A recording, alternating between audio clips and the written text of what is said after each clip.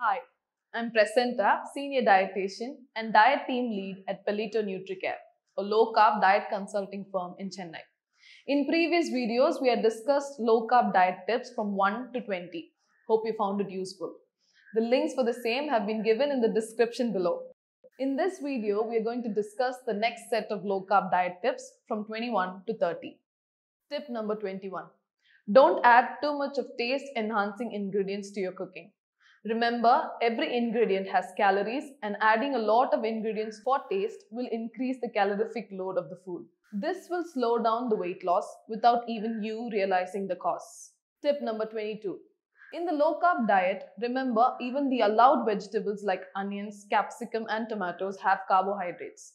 Too much usage of these vegetables in every dish we cook will increase the carbohydrate intake above 40 grams per day, which is the maximum limit.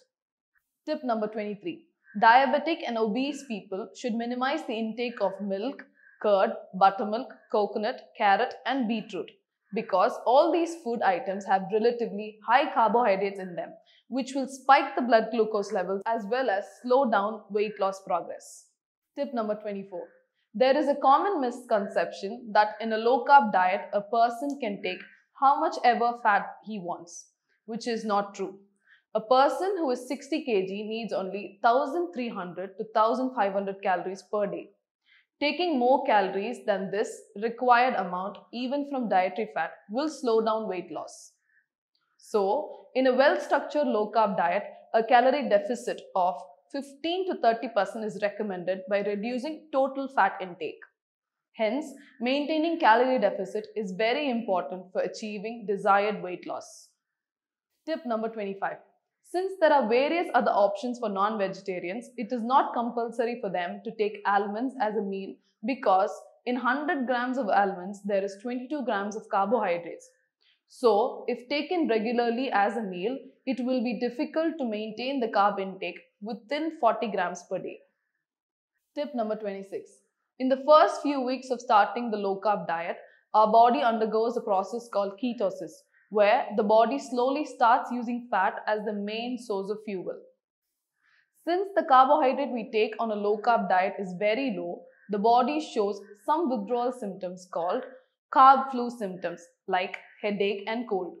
In order for the body to set into ketosis, you can take an increased amount of fat in the first few weeks, which will in turn help in reducing the carb flu symptoms. After 4 weeks of following the diet, 20% of the fat intake can be reduced to achieve the calorie deficit. Tip number 27. You should strictly follow eating window and fasting window. A minimum of 12 hours of fasting window is very important for fat burning. For example, if dinner is taken at 8 p.m., no food should be taken before 8 a.m. the next day. In this fasting window, you can only take green tea, water and black coffee. Avoid taking lemon juice, coconut oil in the fasting window. Tip number 28. After the body is fat adapted, you can start intermittent fasting. The easiest way to start intermittent fasting is by shifting your breakfast 1 hour periodically. Start intermittent fasting slowly so that the body can adjust to it easily. Tip number 29. Please stick to 3 meals a day when starting low-carb diet. Do not take snacks if you don't feel hungry. After you shift to 2 meals per day, you can take snacks if you feel hungry. Tip number 30. Drink plenty of water as it helps with weight loss.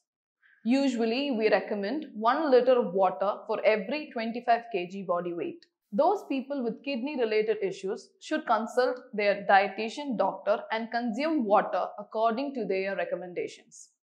Thanks for watching this video. Please stay tuned for the next set of low-carb diet tips. Please like, share and subscribe to our YouTube channel. Thank you.